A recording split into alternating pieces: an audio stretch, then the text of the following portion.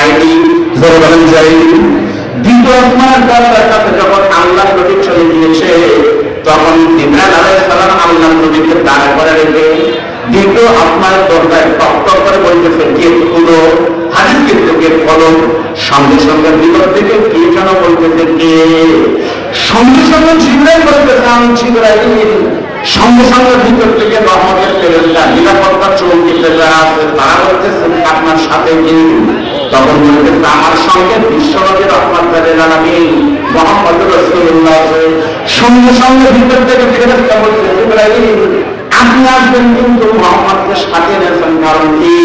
উপরের নির্দেশ আছে নাকি? আপনারা বলেন তো, উপরের নির্দেশ মানে কি?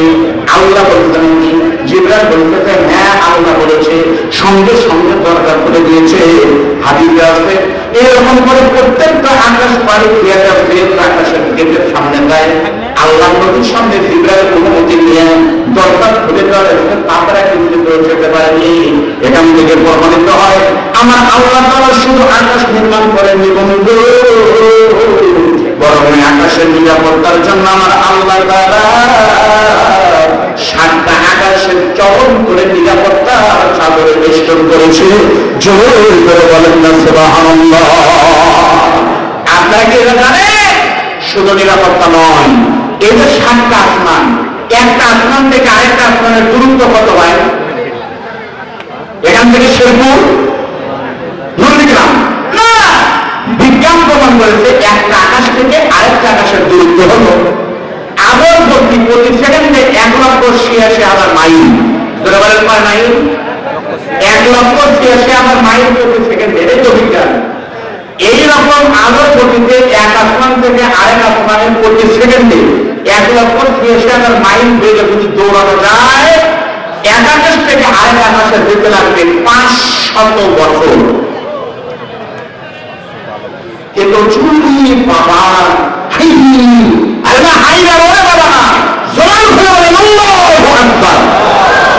এই হল আকাশ প্রতি সেকেন্ডে এভাবে গেলে তাই হয়।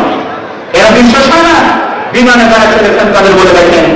আমি সেদিন ঢাকায় গিয়েছিলাম, যমুনা ফিউচার পার্কের উপরে বসুন্ধরা ছিলাম।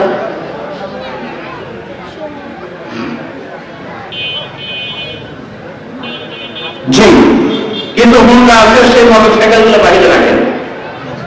আর কিছু ভাইরা দাঁড়ায় আছেন, তারা আপনাদের চাপার কোনো সুযোগ নেই, কারণ দুজন বসা যাচ্ছে না। তবে আপনারা দয়া করে বাম পাশে এসে বসবেন, ফাঁকা জায়গা পূরণ করে বসবেন ইনশাআল্লাহ। অনেকে এখনো টেনশন করতেছে যে প্রধানমন্ত্রীকে আসবে নাকি, প্রধানমন্ত্রীকে আসবে, এই টেনশন এখনো হচ্ছে। গতবার হুজুর আসেনি কেন তা আপনারা জানেন। এখন উপরের তাপ, সে উপর তো আর নাই, উপর এখন উপরে আছে। এটা তো খেলা হবে, কোথায় যাচ্ছে? আর আমার এই বড় ভাই দেখে এসেছে কমিটির ভাইরা, গতবার আমার শ্বশুরের সময় কঠিন একটা অসুস্থ বিরাট একটা বিপদে নিবেলা থেকে এসেছে, মৃত্যু সজ্জার করে গেছেন, আল্লাহ তাকে হায়াতে রেখেছে। আপনারা টেনশন করেন না, তারা ভাবতেন দেখে বলবে শুধু উঠলে পাবো, আসবে কিনা এটা হবেন কেন? কোন গ্রামের মন্ত্রী আসলে মন্ত্রীর আগে পুলিশের গাড়ি তাকে কিনতে, পুলিশের গাড়ি ঢোকা মানে পিছনে মন্ত্রী আছে তার প্রমাণ বহন করবে। তাহলে সামাইদের প্রমাণ করতেছে পিছনে শ্বশুর ছাড়া আমি মাঝে মাসে, এই জন্য আপনাদের টেনশন নাই, আসলে ইনশাল্লাহ খেলা একটু হবে। ধরে বলেন কথা ঠিক না খেয়াল করেন। আপনাদের সঙ্গে যেটা বলছে না, এরপর আল্লাহ পাক বলেন, বান্দা তুমি শুনে নাও, ওয়াজআলনা সিরাজাও ওয়াহাজা। আল্লাহ পাক বলতে শুধু তাই নয়, আমি আল্লাহ তাআলা তোমাদের জন্য আকাশে সুন্দর একটা তারকা তৈরি করে সূর্যের মতো সুন্দর তৈরি করেছি। এই সুন্দর সূর্যকে তোমাদের আলোকের ব্যবস্থা করেছে। বলেন সুবহানাল্লাহ। আপনারা বলেন তো ভাই সূর্য কয়টা? বলে বলেন সূর্য কয়টা? এখানে শুধু একটার ব্যাখ্যা করতে হবে না। ওয়াজআলনা সিরাজাও ওয়াহাজা, আল্লাহ পাক বলতেছে বানিয়েছে আলো উজ্জ্বল বিকরণকারী একটা প্রদীপ। আরবি গ্রামার অনুযায়ী সিরাজুন শব্দের অর্থ হলো প্রদীপ, সিরাজুন শব্দের অর্থ হলো প্রদীপ। সিরাজুন থেকে হলো সূর্য হয়, সিরাজ শব্দ দিয়ে কিন্তু সূর্য হলো। এই সূর্যের খেলাকে আপনাদেরকে আমি বলতেছি, তাকায় দেখেন আমার থেকে। সূর্য পৃথিবী থেকে ছোট না বড় ভাই? কত বড়? শুধুমাত্র বড় কিন্তু নয়, সূর্য দেখতে কিন্তু মনে হয় একটা প্লেটের মতো বা গামলার মতো, কিন্তু বিজ্ঞান প্রমাণ করেছে সূর্য কিন্তু একটা গামলার মতো নয়। পৃথিবী থেকে সূর্য কত বড় বলেন? 13 লক্ষ ফুট বড় করে বলেন না আল্লাহু আকবার। এই পৃথিবীর সমান 13 লক্ষ পৃথিবীর সমান একটা সূর্য যদি হয়, তাহলে সেই সূর্য দেখতে যদি এইটুকু মনে হয়, তাহলে কত বড় জিনিস, কত ছোট জায়গা দেয়, তাহলে কত দূরের মাধ্যমে আছে। সেই সূর্য যদি এত বড় জিনিস ছোট হয়, তাহলে সেই সূর্যের মালিক তিনি, সে আল্লাহ না জানে আরো কত বড়। জবান খুলে বলেন না আল্লাহু আকবার। যা বুঝছিলাম সেই দিন বসুন্ধরা যমুনা ফিল্টার পার্কের সামনে 10 মিনিট পর এখন ওখানে ওই দিকে বিমান যায়। তা আমি গতবার বিমান যাত্রানি মারছি সর্বোচ্চ 3 হাত হয়। বিমান যাত্রার নাম 1 2 সামনে পুত্র পড়েছে না, ধরলাম 3 হাত। তাহলে মাটি থেকে তারা মারছে, তারা মনে করবে বিমান মানে 3 হাত। আর যারা বিমানের ভিতরে চলছে তারা বলে তো 3 হাত। 3 হাত বিমান, একটা বিমানে মনে আছে যে বিমানে 2000-3000 লোকের বিমান, ডাবল ডুপ্লেক্স বিমান, 3 তলা পর্যন্ত বিমান হয়। তাই এই 10,000 ফিটের বিমান দেখতে যদি এত বড় জিনিস 3 হাত হয়, কত বড় সূর্য, কত মহান জায়গা আছে যার কারণে সূর্য এত ছোট দেখা যাচ্ছে। সুবহানাল্লাহ বলবেন না? এখন তোমার আমরা হুজুর আল্লাহ বানালো ওই সূর্য যদি একটু নিচে দিত, তাহলে আমাদের আর খেয়াল রাখতে না হুজুর, ওই সূর্যের কাছে আমাদের খরচ কম হতো, মানুষ মামির বসতে পারে, মনে করতে পারে না। বিজ্ঞান প্রমাণ করেছে সূর্য যদি যেখানে আসলে তার থেকে 1 সেকেন্ড বেশি না, 1 সেকেন্ড বা একটু নিচে যদি চলে আসে, 50 ডিগ্রি গরম হওয়ার কারণে গতকাল স্কুল কলেজ বন্ধ হয়ে গেছিল। 50-49 খবর আছে। আর সূর্যের তাপমাত্রা হলো 1.5 কোটি সেলসিয়াস। 50 ডিগ্রির কারণে যদি স্কুল বন্ধ হয়, মানুষ বের হতে না পারে, 1.5 কোটি তখন হবে আল্লাহ কিয়ামতের দিন যখন 1.5 কোটি আলো বিকিরণ করবে, মানুষের কবর করে দেবে, জমিনে করবে, জমিন তামা হয়ে যাবে, মাথার দুধের সন্তানকে মাটিতে আবদ্ধ ফেলায় বুকের উপর দাঁড়িয়ে যাবে, তার নাম হলো মহাসম্মান। সুবহানাল্লাহ। এই সূর্য যদি একটু নিচে থাকতো, তার উত্তর মেরু দক্ষিণ মেরু সব বরফগুলো করে যেত, বরফের পাহাড় করে যেত। একটু নিচে যদি সূর্য আল্লাহ ঠিক করতেন, একটু নিচে আসার কারণে পৃথিবীর সব পুরে সরকার সব, আর একটু উপরে দিলে কি হতো? বিজ্ঞান প্রমাণ করেন সূর্য দেখেন নামতেন, সেখান থেকে যদি একটুখানি উপরে দিত, ওই সূর্য উপরে থাকার কারণে পৃথিবী এতই শীতল, ওই ঠান্ডার কারণে পৃথিবীর প্রত্যেকটা প্রাণে বাঁচা দূরের কথা, পৃথিবী বরফে ঢেকে যেত। কে এই মাপ দিল? কোথায় থাকলে আমার বান্দারা ভালো থাকবে, কোথায় থাকলে আমার বান্দারা নিরাপদে থাকবে, সেই চিন্তা কিন্তু আমার মা করেনি, সেই চিন্তা কিন্তু আমার নেতা করেনি। এই চিন্তা কিনে করেছেন বন্ধু, জবান খুলে বলেন বন্ধু, কিছুই নাই আমার হাতে, কিছুই নাই, তাহলে হাতে মারবো, পানিতে মারবো, কিছুই নাই তাই হাতে মারবে চাই। আর যদি সব থাকতো তাহলে কি হতো? ভাই আমার এই জন্য মস্ত অবনত করতে বলতে একটা কারণ হলো এই 4 ইঞ্চি কপাল, আজকে একটা নিয়ম পরিশুদ্ধ করে দেন, এই 4 ইঞ্চি কপাল আল্লাহ ছাড়া কারোর সামনে নত হবে না। বলে বলেন কথা ঠিক না? এটাই মুসলমানদের ইমান হওয়া দরকার। বাংলাদেশে ইমান বিক্রির দোকান আছে, জানেন দোকানে? বাংলাদেশের কত পীর আছে? 58,000 পীর আছে বাংলাদেশে। যেই পীরের দরবারে কেনা বাবা, কেতা বাবা, তারপরে করোনা বাবা, আমাদের সিঙ্গাপুর অঞ্চলের ভিতরে আছে ঘাইসা পীর, চাঁদা পীর, পাগলা পীর, নেংটা পীর, সব পীর বাংলাদেশে আছে। আপনারা বিশ্বাস না করেন, এখান থেকে দূরে থাকতো মহাস্থান করে পাবেন প্রত্যেক বৈশাখী বৃহস্পতিবারে সেখানে কমপক্ষে 10 ট্রাক দেখাতে পারে, 10 ট্রাক গাঞ্জার সেখানে আসর বসে, প্রদেশে গাঞ্জার আসছে, সেখানে গাঞ্জা খাওয়া হচ্ছে, নারী পুরুষ এক জায়গায় সেখানে লাফালাফি করতেছে, মাথায় গিয়ে দেখবেন মানুষ সেটা দিচ্ছে ইমান বিক্রি করতেছে। ধরে বলেন কোথা ভিক্ষা দেখি, দুঃখজনক হলেও সত্য, মানুষকে মাথায় সেটা ইমান বিক্রি করে কাপড় হয়ে যাচ্ছে, সেখানে কোনো বাধা নাই। এই কুষ্টিয়ার লালন সাহের মাথায় আমি কুষ্টিয়া ইসলামী বিশ্ববিদ্যালয়ের ছাত্র আমি দেখেছি 8 বছর, 1 মাস ব্যাপী বর্তমানে মেরাজ করতেছে, শুরু হয়েছে। লালন উৎসব সেখানে হচ্ছে। সারা বাংলাদেশ থেকে লালনের ভক্ত নারী না পুরুষ বোঝা যায় না। নারী পুরুষ একসাথে করে দিনের আলোতে রাতের আলোতে গাঁজা খাচ্ছে। টান মারো, ও বাবা, খাও বাবা, খাইলে টিম মারলে টান বাড়বে জ্ঞান। তারপর হলো গাঞ্জা না খেলে, সিদ্ধে না খেলে ঘুরতে পারে না। সন্ধ্যার পরে নারী পুরুষ সব লাইট বন্ধ করে দিয়ে প্রকাশ্যে হারাম জায়গা তৈরির কারখানা হচ্ছে, শিরকার বিভাগ হচ্ছে। সেখানে পুলিশ 16 বছর বাধা দেয়নি, সেখানে পুলিশ তাদেরকে গ্রেপ্তার করেনি। কুষ্টিয়ার কোন গাঞ্জা ঘরে বিক্রির মানে বন্ধ করেনি। কুষ্টিয়ার ইমামকে পুলিশ গ্রেপ্তার করেনি। গ্রেপ্তার করেছে কুষ্টিয়ার সন্তান নয়, সারা পৃথিবীর মুসলমানদের হৃদয়ের স্পন্দন মুক্তানের হামলাকে ধরে বলেন কথা ঠিক পারে গ্রেপ্তার করেছিল। আল্লামা মামুনুল হকের হাতে হামদার লাগিয়েছিল। সমস্ত আলেমদেরকে যখন মনে করেছে তখনই বোঝা গেছিল কিছু একটা হবে, কিছু একটা হবে। সন্তান মায়ের পেটে যখন প্রসব হয়, আল্লাহর কসম বিজ্ঞান বলেছে সেই প্রসবের যন্ত্রণা যদি তৃপ্ত না হয় সন্তান দাঁড়াবে না, জীবনেও দাঁড়াবে না।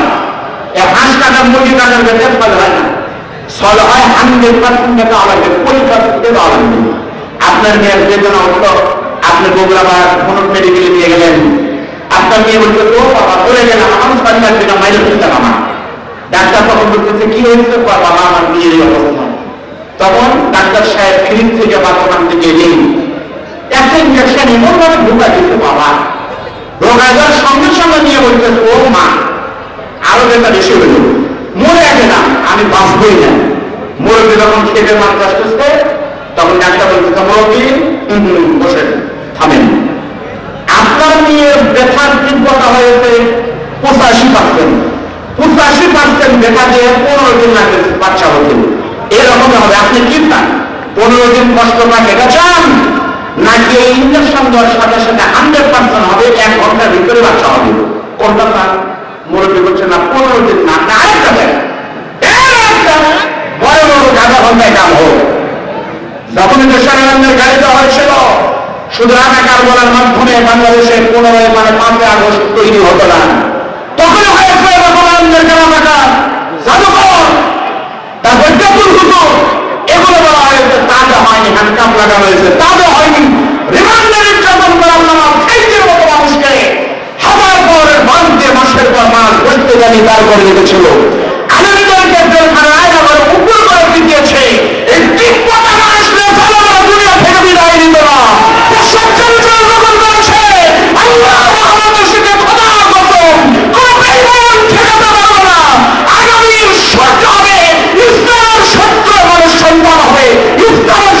বাংলাদেশ প্রসব করবে বলবালের কথা ঠিক থাকে সেদিন দেশে আর করে নাই ইনশাআল্লাহ। কারণ এই জমি আমাদের রক্ত দিয়ে কেনা করে বলেন কথা ঠিক না ঠিক? আমার ভাইরা খুব খেয়াল করেন, আপনাদের শুনতে হবে। আমার আল্লাহ যখন বলতেন এইভাবে করে তোমাদেরকে দিনের আমি তৈরি করেছি, কারণ কিছুই চাই না বান্দা, এই নিয়ামত তোমাদেরকে দান করল। এই নিয়ামতের বিনিময়ে শুধু তুমি গিয়ে মসজিদের ভিতরে সেজদাতে আমাকে ডাক দিবে, তাহলেই কি বলবো আমি আল্লাহ তোমাকে রহম করবো। আলহামদুলিল্লাহ, আমি আশ্চর্য হয়ে গেছি আমার মতো নগণ্য গুনাহগারে ভাঙ্গা মঞ্চের আলোচনা শুনে আপনারা করতে ভরে গেছেন। আমার বুকটা কিন্তু শান্তিতে ভর হয়ে গেছে। শুধুমাত্র পুরুষ মানুষের আলোচনা শুনলে হবে না, পুরুষের পাশাপাশি অবশ্যই নারীদেরকেও কিন্তু আলোচনা শুনতে হবে বলে বলেন কি? আপনাদের এখানে কি মহিলারা আসেনি ভাই? আছে, বরং বলতে পারে মহিলাদের সংখ্যা কিন্তু আরো বেড়ে যাবে বলে বলেন কথা ঠিক না ঠিক? সত্যি তাই, বাংলাদেশে ইসলাম থাকার কারণে, অসংখ্য কারণে, মা বোনেরা হেদার কারণে কিন্তু শহীদ আবু সাইদের মায়ের পেটের কারণে কিন্তু আবু সাইদের জন্ম হয়েছে। মা যদি খারাপ হতো তাহলে মুগ্ধের মতো সন্তান পানি লাগবে, পানি বলে রক্ত দিতে পারত না। আমি মা বোনদের উদ্দেশ্য করবো, জননী ও যে কুচের মায়েরা বোনেরা, আমার পরে আমার আব্বা চান, শ্বশুর আব্বা আপনাদের দোয়া শোনাবেন। আমি শুধু আপনাদের কিন্তু বলবো মহিলাদের কোন দায়িত্ব কিন্তু আল্লাহ নিজেই দেন নাই। মহিলাদের দায়িত্ব শুধুমাত্র 4টি। কোন মহিলা যদি 4টা আমল ঠিক মতো করতে পারে, প্রথম নম্বর আমল যদি 5 ওয়াক্ত নামাজ পড়তে পারে যথাসময় সুস্থ থাকলে, দ্বিতীয় নম্বর রমজান শরীফ দিকে রোজা করবে, 3 নম্বর সতীত্বের হেফাজত করবে, আর 4 নম্বর স্বামী নামক মানুষটাকে ঠিক মতো লালন পালন যত্ন করবে, সেবা করবে। এই 4টে বিষয় কোন নারী যদি নিশ্চিত করতে পারে আমার আল্লাহ তাআলা কিয়ামতের দিন ওই নারীকে শুধু জান্নাত দিবে না, আল্লাহ তাআলা চাইলে ওই মেয়েকে খাতুনে জান্নাতের সঙ্গে জান্নাত দিয়ে দিবে। ও ভাইজান, এত ওয়াজের দরকার নাই, বক্তব্য কিন্তু খুবই ক্লিয়ার। তার মানে হলো ও মাইক ভালো, আল্লাহ দ্বারা দিলে ওয়াজ ভালো, আটা ভালো, পিঠা ভালো, বীজ ভালো, ধান ভালো, কোন কারিশমার দরকার নাই, কোন দেয়াল করা পানি করার দরকার নাই। যে মায়ের যে সন্তানের মা ভালো, ওই সন্তানও ভালো। যে মা যত মুত্তাকি হবে, সন্তান ততই কিন্তু মুত্তাকি হবে। এই যে মানুষের বড় বড় আরে করা হবে, আমি নিজে একটা চরিত করে দেখেছি, যেগুলো মায়ের সন্তানেরা কিন্তু আলেম হয়, তাদের প্রত্যেকটা মায়ে কিন্তু ভালো মানুষ হয়। আমি দেখেছি নিজের চোখে, আমার দাদি শাশুড়ি মাত্র 1টা বছর আগে আমাদেরকে রেখে চলে গেছে। মৃত্যুর দিন পর্যন্ত, একেবারে অসুস্থ পর্যন্ত কোনদিন তাহাজ্জুদ নামাজ থেকে আমি বাদ দিতে দেয়নি। আল্লামা মাহমুদ সাহেবের মা গণনা হাফেজা ছিলেন। এই জন্য বলতেছে, মনে রাখবেন, যে নতুন পেটে কিন্তু সন্তান ভালো হবে না। সন্তান ভালো হওয়ার প্রথম শর্ত কিন্তু সন্তানের মা ভালো হতে হবে। ও মা, এই দুনিয়া থেকে তো একদিন বিদায় নিয়ে চলে যাবেন না। চলে যাওয়ার সময় আপনি কি রেখে যাবেন? আপনি যদি যোগ্য একটা সন্তান রেখে যেতে পারেন না, তার থেকে বড় নিয়ামত আর কি হতে পারে? খেয়াল করেন আমার দিকে। আমার এই জীবনে আমি যতগুলো জানাজার নামাজ পড়েছি বন্ধু, জানাজার নামাজের রূপে সেজদা নাই করে বলেন কি? জানাজার নামাজ কিন্তু 4 তাকবীরে করা হয়। আলেমদেরকে বলে রাখেন, ছোট ছোট দোয়া আর একটা ছোট বড় দোয়া দিয়ে জানাজা পড়াতে সর্বোচ্চ 3 থেকে 4 মিনিটের ভিতরে কিন্তু হওয়ার কথা। আমি জানাজা পড়িয়েছি 5 মিনিটের বেশি, 5 মিনিটের বেশি কিন্তু লাগে নাই। কিন্তু বিশ্বাস করেন, এখন থেকে 7 বছর আগে আমার জন্মদাতার পিতার জানাজাতে আমি পড়াইছি, সেদিন কিন্তু এই 5 মিনিটে শেষ করতে পারিনি। আমার বাবার লাশটা এইভাবে যখন খাটনিতে রাখা হলো, আমাকে যখন সামনে ধরাধরি করে দিয়েছে, আমি তখন আল্লাহু আকবার বলে দোয়া করেছি, আর বাবার দিকে তাকিয়ে দেখেছি বাবা মনে হয় আমার দোয়া শুনতেছে। আমি তো বলতে পারিনি, আমার মনে হয় আমার দোয়া শেষ হওয়ার সঙ্গে সঙ্গে তো লোকের আমার বাবাকে ধরে কবর নামক গর্তের ভিতরে নিয়ে যাবে। সেজন্য দোয়া মুখ দেবের হয় না। 10 মিনিটও কিন্তু নামাজ শেষ করতে পারিনি। এখানে বহু আলেম ওলামা আছেন, হযরত ওলামা এরা বন্ধ করে তাকায় দেখেন, আপনার মা তেরোলে মুক্তি নিয়ে একটা ভাঙ্গার প্লেট নিয়ে আপনার পায়ের কাছে সে বলতেছে, জলদি বড় বিপদে আছি, দুধের নেকি না দিয়ে আমি সবার থেকে চলে যাও। ওই দুদিনের মা তোমার কবর চলে গেছে, বাবা বলে চলে গেছে, আল্লাহকে সাক্ষী রেখে বলতেছে, ভাই বোন, স্যান্ডেল কারখানায় যদি চামড়া আসা বন্ধ হয়, স্যান্ডেল বন্ধ হয়ে যাবে। দুধের কারখানায় যদি দুধের দোকানে দুধ বিক্রি মানে যাওয়া বন্ধ হয়, দুধ বিক্রি হয়ে বন্ধ হয়ে যাবে।